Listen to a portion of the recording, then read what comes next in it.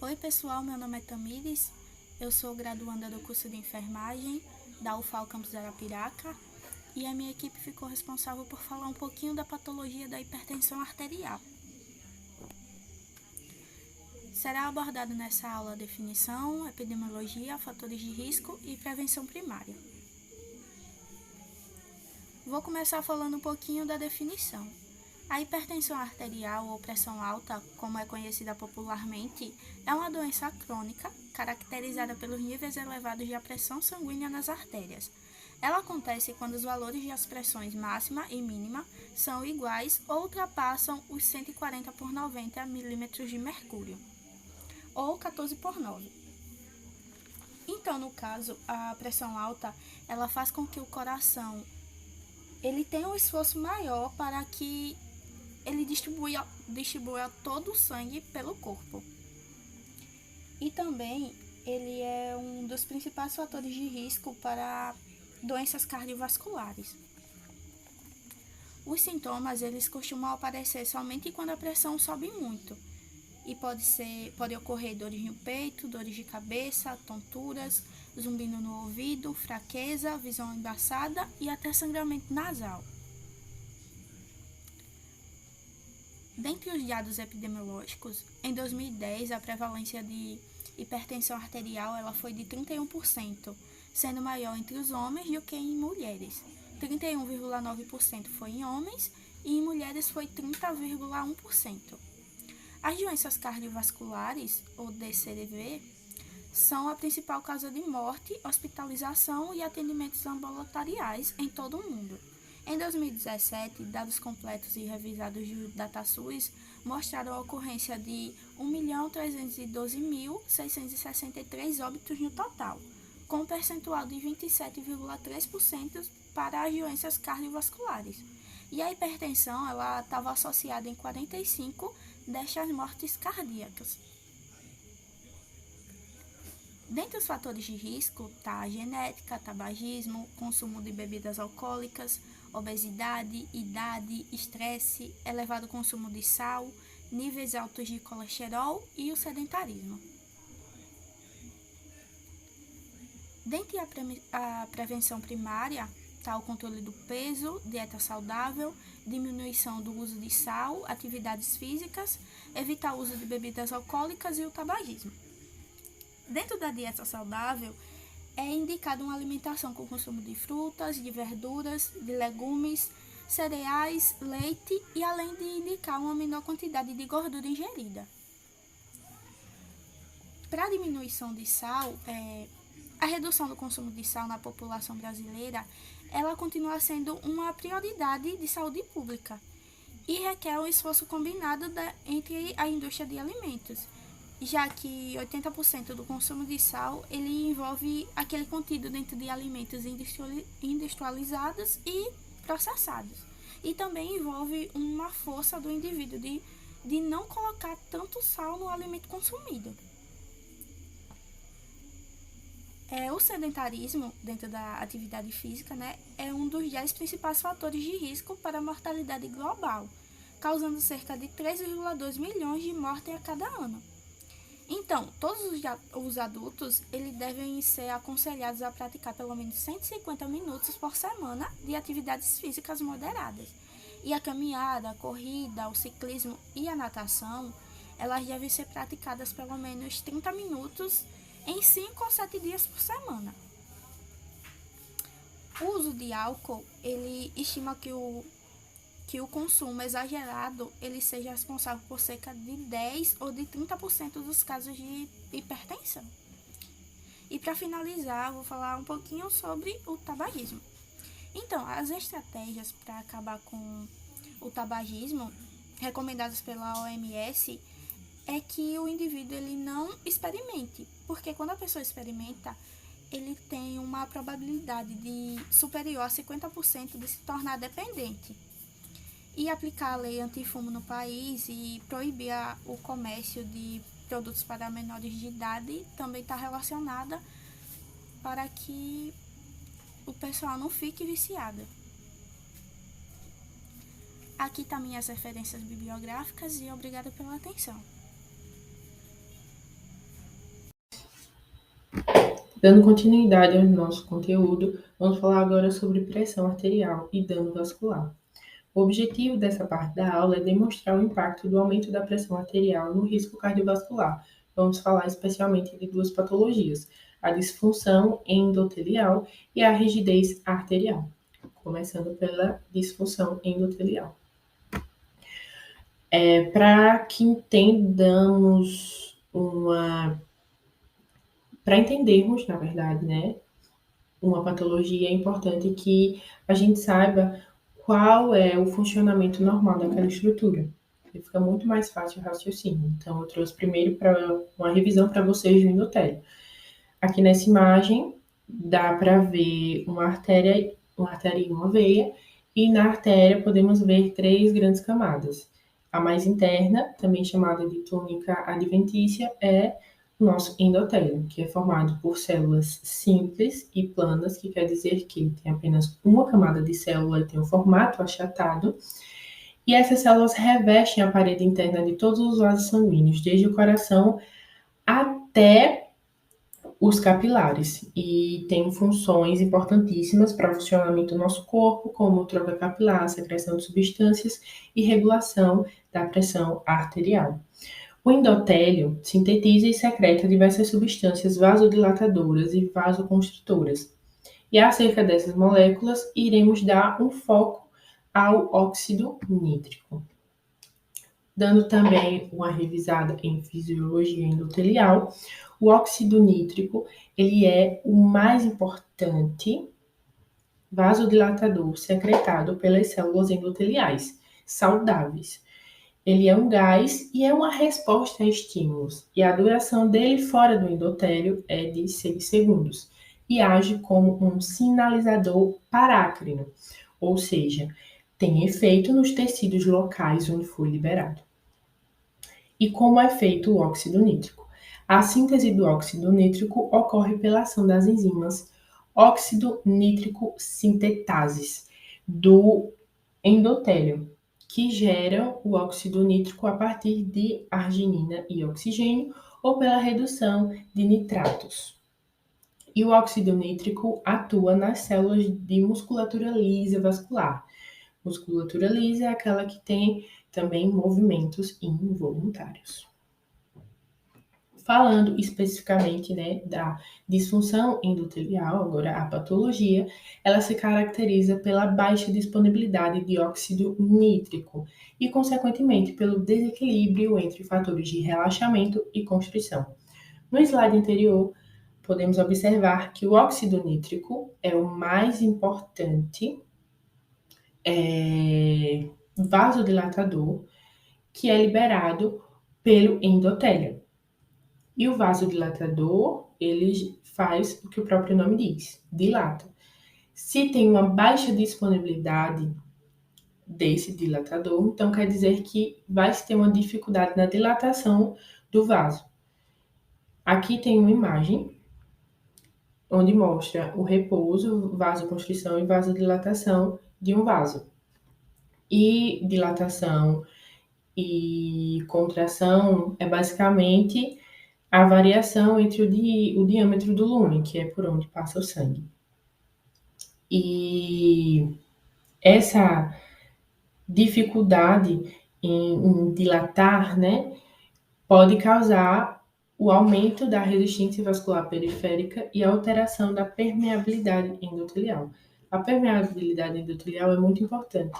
Aqui na imagem a gente pode perceber que o endotélio, né, e a permeabilidade, basicamente, é a porta do endotélio, que diz o que vai entrar ou não.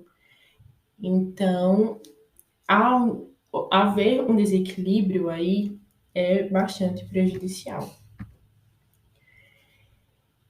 A baixa disponibilidade de óxido nítrico aumenta o tônus do músculo liso vascular, induz a proliferação de células musculares lisas da camada média e aumenta a permeabilidade do endotélio.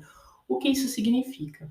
Nessa imagem, a gente tem a camada média, que é essa mais clara, e temos o endotélio, que é essa mais interna, e mais escura. Quando se tem baixa disponibilidade de óxido nítrico, a resposta do vaso é aumentar a sua matriz, ou seja, aumentar a sua camada média. O aumento dessa camada média faz com que ela invada o espaço desse endotélio e mexa com a permeabilidade endotelial, ou seja, vai ocorrer alteração no que entra e no que sai desse tecido. Como a gente pode perceber aqui nessa terceira imagem, já tem uma proliferação bem notória da camada média e que é o estágio inicial da autorosclerose, que é uma doença onde tem placas de gordura nos vasos. E a gente pode perceber isso nessa imagem. E dessa forma, a disfunção endotelial estaria na raiz de duas doenças crônicas, que geralmente caminham juntas, tanto a hipertensão arterial quanto a aterosclerose. Portanto, a identificação do grau de disfunção endotelial seria importante para a avaliação do curso clínico da pressão arterial. Em relação ao diagnóstico da disfunção endotelial, né, como que ela pode ser avaliada, tem um método DMF, que é medida da artéria braquial. É um método não invasivo, feito com ultrassonografia, que se correlaciona com a função endotelial das coronárias e prediz, de modo independente, a doença cardiovascular. Agora vamos falar sobre rigidez arterial. Na rigidez arterial, eu queria dar um foco nas camadas da artéria. Aqui a gente tem, como já foi visto, o lúmen, o endotélio. Temos também camadas de lâmina elástica, interna e externa, músculo liso e túnica adventícia. O que eu quero chamar a atenção para que possamos continuar é sobre a elasticidade das artérias. Vimos que tem até lâminas exclusivas elásticas para melhor fazer essa função. A elasticidade das artérias, ela permite a acomodação do débito pulsátil do coração, fazendo que o fluxo sanguíneo para os pequenos vasos seja contínuo e uniforme, ou seja, a elasticidade é importante para manter um bom fluxo sanguíneo por todo o corpo. A rigidez arterial, que é a patologia em si, ela pode ter causas genéticas, mas tem dois fatores determinantes muito importantes, que é a idade e hipertensão. Em relação à idade, se caracteriza pela alteração de propriedades físicas da parede arterial, com a distensibilidade, complacência e elasticidade. Essas alterações resultam em modificações na fisiologia arterial, uma vez que afetam a forma como as artérias se adaptam à pressão e ao fluxo sanguíneo de cada batimento cardíaco. E com o passar do tempo, as artérias proximais, ou seja, as centrais, predominantemente elásticas, elas têm um impacto maior do que as artérias periféricas, que são predominantemente musculares. Então, as artérias centrais se tornam mais rígidas com a idade, enquanto as musculares sofrem menos alteração. E com a idade, pode ser observada a fragmentação e degeneração da elastina e aumento progressivo do colágeno, acompanhado de depósito de cálcio na camada média arterial. Com consequência, advém o aumento da rigidez arterial.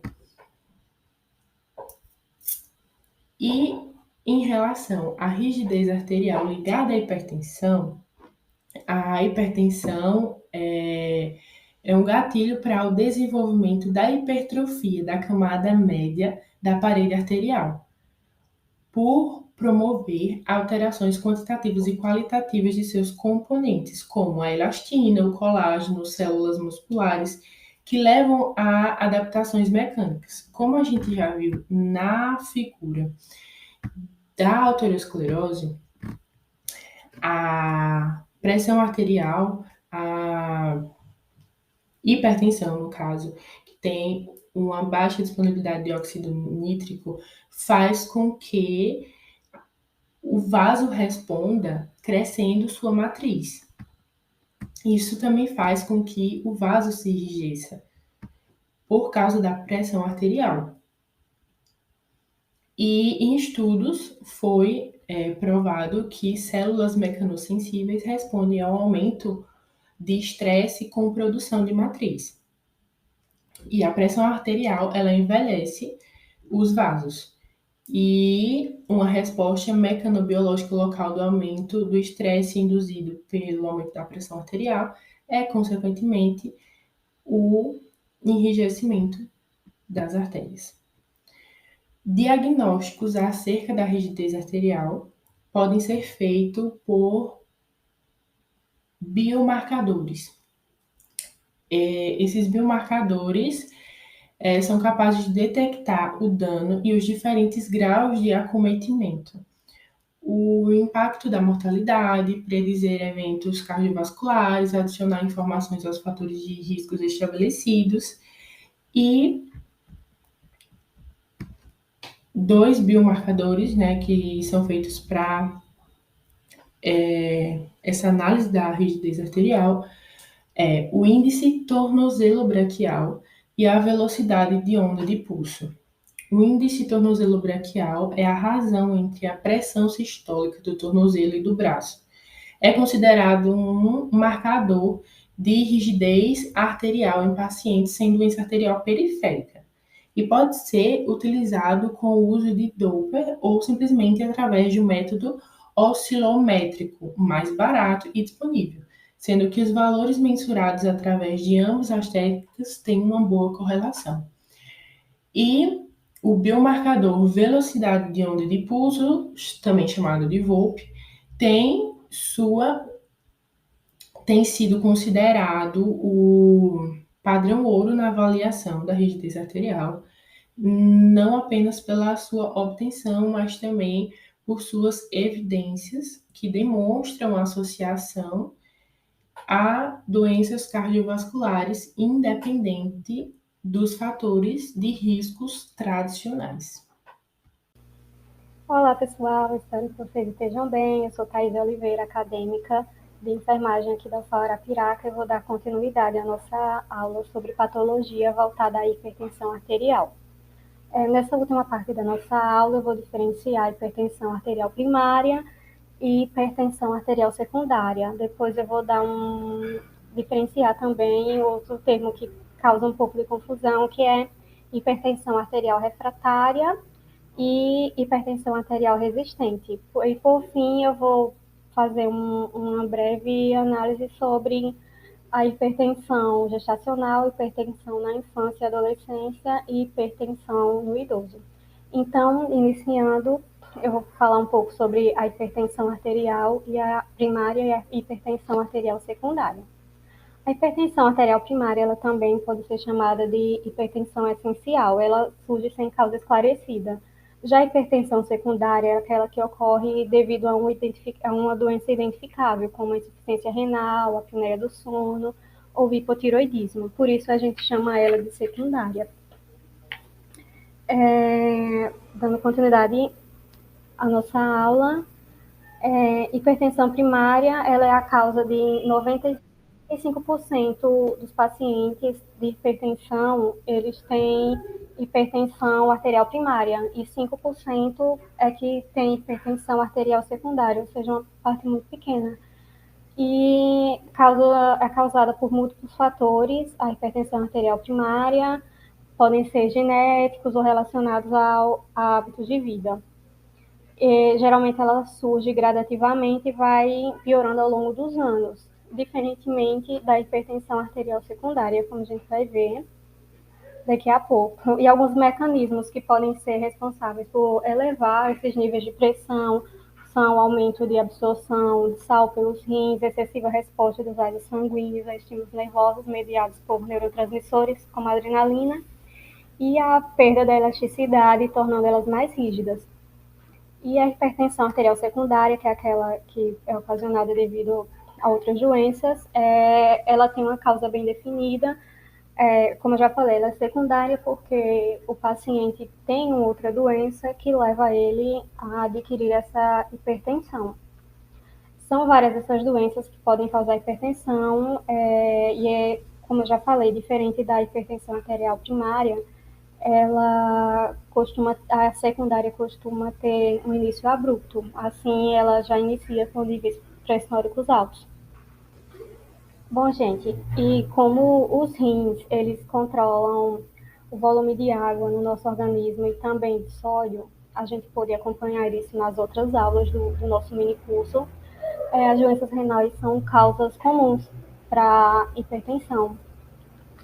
Agora, eu vou comentar um pouco sobre a diferença de hipertensão arterial resistente e hipertensão arterial refratária. Desde a década de 60 que vem sendo discutida essa questão da hipertensão arterial resistente, como dificuldade de tratar a hipertensão, só que tem algumas diferenças entre a hipertensão arterial resistente e a hipertensão arterial refratária. A hipertensão arterial resistente é quando ocorre a falência no controle pressórico, apesar do uso de 3 ou mais agentes hipertensivos de diferentes classes, incluindo o diurético. Justamente para essa parte de estar sempre ligada aos rins, a gente vê nessa parte a utilização do diurético. E também pode acontecer a pressão arterial resistente controlada, na qual você não pode controlá-la com 3 tipos de medicações, mas a partir de 4 drogas você consegue controlá-la. Então, ela é tida como pressão arterial resistente controlada. A prevalência da hipertensão arterial resistente, ela ocorre de 10 a 20% de todos os pacientes portadores de pressão arterial. E ela é mais elevada em determinados grupos, como, por exemplo, em pacientes afrodescendentes. Eu fui pesquisar e essa prevalência em pacientes de origem africana, ela acontece por meio que uma seleção natural, porque desde a época da colonização, quando vinha a população africana escravizada aqui para a América, acontecia muita desidratação na população, nos navios negreiros, por conta da travessia e tal. E acabou que, infelizmente, muitos acabavam falecendo, porque não conseguiam reter quantidade de água suficiente no organismo. E os que conseguiam reter essa quantidade maior de água no organismo, ocorria porque eles tinham maior quantidade de sal em seu organismo. E, por conta disso, retiam água e conseguiam sobreviver à desidratação. E meio que isso gerou uma seleção, e por conta disso, os descendentes dessa população que sofreu seleção natural, eles tinham tendência a ter pressão alta, ou seja, porque eles tinham tendência a reter maior quantidade de sal no organismo deles. E como a gente já viu na outra parte da aula, nos fatores de risco, também pessoas com sobrepeso, obesidade, idosos, daqui a pouco eu vou falar mais um pouco sobre a hipertensão dos idosos, e portadores de doença renal crônica apresentam pior prognóstico em relação aos hipertensos. E, embora seja multifatorial a causa da hipertensão, estudos atribuem a retenção de líquido como fator primordial. É aquilo que eu acabei de falar. Você tem maior capacidade de reter líquido, provavelmente você tem uma maior quantidade de sal no seu organismo. E agora, partindo para a hipertensão arterial refratária, uma pequena parte realmente ela é considerada paciente com hipertensão arterial refratária. Alguns centros definem como Falência no tratamento após 3 meses de cuidado com especialista em hipertensão, estando a pressão arterial não controlada a partir do uso de 5 diferentes classes de hipertensivos, ou mais rigorosamente a falência de 5 diferentes classes de hipertensivo, incluindo a espironolactona e a clortalidona. A gente viu na parte de farmacologia mais sobre esses medicamentos. E a hipertensão arterial refratária tem prevalência em aproximadamente 3% apenas dos pacientes com hipertensão resistente, ou seja, uma pequena parte de verdade. E 0,5% de todos os pacientes hipertensos em geral. E um detalhe, quando comparado aos portadores de hipertensão arterial resistente, os de hipertensão arterial refratária são pacientes mais jovens e mulheres. E aqui, se vocês quiserem dar um print em relação à hipertensão arterial resistente e à hipertensão arterial refratária, eu trouxe um resuminho aqui para vocês. O que eu já falei, hipertensão arterial resistente, a falência no controle pressórico a partir do uso de mais de 3 agentes hipertensivos. E o que eu falei anteriormente, se a gente adicionar mais um medicamento, a gente pode controlar. Então, esse seria hipertensão arterial sistêmica resistente controlada. E a hipertensão arterial refratária seria a falência, apesar do uso de mais de 5 classes de antihipertensivos, incluindo os que eu já falei agora há pouco. E na hipertensão resistente, a gente vê que a inclusão de um diurético, como eu coloquei aqui especificamente de verdinho, que o sucesso no controle da pressão desses pacientes de hipertensão resistente requer a intensificação da terapia diurética, porque na hipertensão arterial refratária parece ser menos dependente desse volume. Para a gente controlar a questão do volume, a gente precisa da utilização de um antihipertensivo diurético.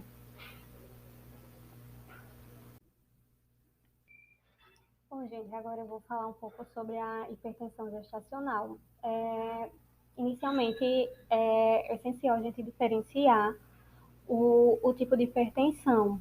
Quando ela já antecede a gravidez, já é uma doença crônica da mulher, independente da gestação, de quando ela é uma condição inerente à gestação. Quando ela já é própria da mulher, a elevação da pressão arterial vem como um aspecto fisiopatológico básico da doença, mas quando ela é específica da gestação, ela é resultado da má adaptação do organismo materno à gravidez. E tanto para a segurança da mulher quanto do feto, no caso da mãe e do filho, é essencial a gente entender essa diferenciação para que sejam tomadas as medidas adequadas. E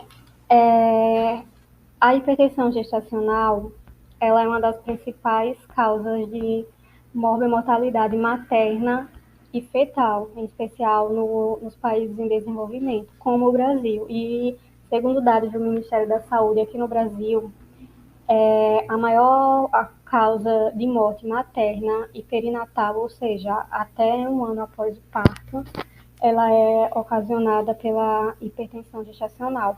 Por isso, a equipe que acompanha a mãe, a equipe pré-natal, deve estar sempre atenta à pré-eclâmpsia ou doença hipertensiva específica da gravidez, que ela ocorre com forma isolada ou associada à hipertensão arterial crônica, ou seja, quando a mãe já tem essa hipertensão arterial. Pois elas estão sempre ligadas aos piores resultados, tanto maternos como perinatais, que eu falei agora há pouco, sobre os índices de mortalidade devido a essa condição. Sobre as medidas adotadas, é essencial que seja feito um controle do pré-natal rigoroso, porque é a única forma de diminuir esses índices e reduzir a mortalidade materna e perinatal. Uma medida tida como segura, ela é a antecipação do nascimento da criança E a equipe médica, tanto a equipe médica quanto familiares, devem estar cientes do risco que um recém-nascido, além de prematuro, apresenta, na maioria das vezes, uma grave restrição de crescimento intrauterino. Então, pela saúde desse feto, também o seu desenvolvimento, devem ter a condição de UTI neonatal rigorosamente planejado para que dê todo o suporte depois desse parto. Partindo agora para a hipertensão arterial na infância e na adolescência.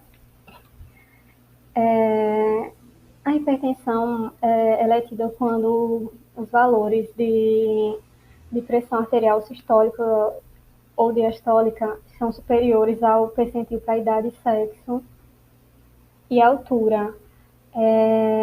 E especificamente a gente vai falar agora em relação à idade, porque geralmente as crianças e adolescentes hipertensas, elas são assintomáticas, mas elas apresentam algum quadro clínico como cefaleia, irritabilidade, alteração do sono, que estão ligadas à hipertensão arterial. E alguns sinais podem surgir envolvendo alguns órgãos ou sistema específico, por exemplo, nos rins, pode ocorrer hematúria, macroscópia, edema, fadiga, no coração, dor torácica, dispneia aos esforços, palpitações. Seguindo, essa hipertensão arterial, tanto na faixa pediátrica como nos adultos, pode ter uma causa primária ou uma causa secundária, sendo que essa última é mais frequente em crianças do que em adultos. Mas também a hipertensão arterial primária pediátrica vem crescendo muito, chega a ultrapassar as causas secundárias. Geralmente, a hipertensão arterial sistêmica primária ocorre em crianças acima de 6 anos que têm sobrepeso, obesidade ou histórico familiar positivo para hipertensão arterial. E sobre o diagnóstico, ocorre muitas vezes dele não ser realizado com antecedência, por não ser verificada a pressão dessa criança.